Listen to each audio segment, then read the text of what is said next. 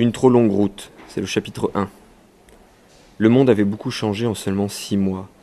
Matt Carter avait vécu les 14 années de son existence dans l'immense ville de New York, entre asphalte et structures d'acier et de verre, dans le cocon de la civilisation, le confort de l'électricité, des repas chauds et réguliers, sous la protection des adultes.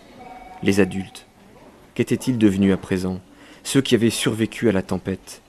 Des créatures primaires et sanguinaires pour certains, les autres, des cyniques, des chasseurs d'enfants. 10 jours déjà qu'il marchait vers le sud, en compagnie d'Ambre et Tobias. Matt était grand pour son âge. Ses cheveux bruns, trop longs, lui fouettaient le visage à chaque coup de vent, barrant son regard sombre et déterminé.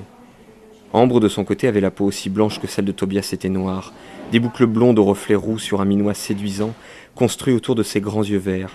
Tobias, au contraire de son ami d'enfance, se trouvait trop petit. Un fin duvet de poils commençait à lui dessiner une ébauche de moustache. Ils formaient un groupe solidaire. L'Alliance des Trois.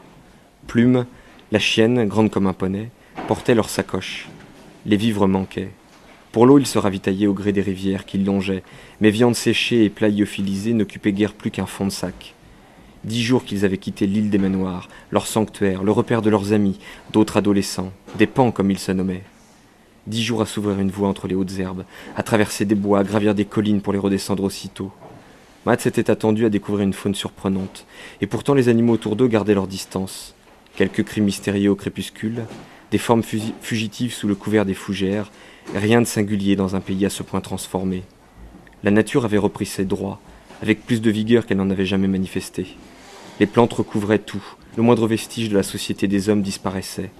Les bêtes s'étaient transformées, plus fortes, plus dangereuses, des espèces avaient émergé de la tempête. Les humains redécouvraient la peur d'être une proie facile.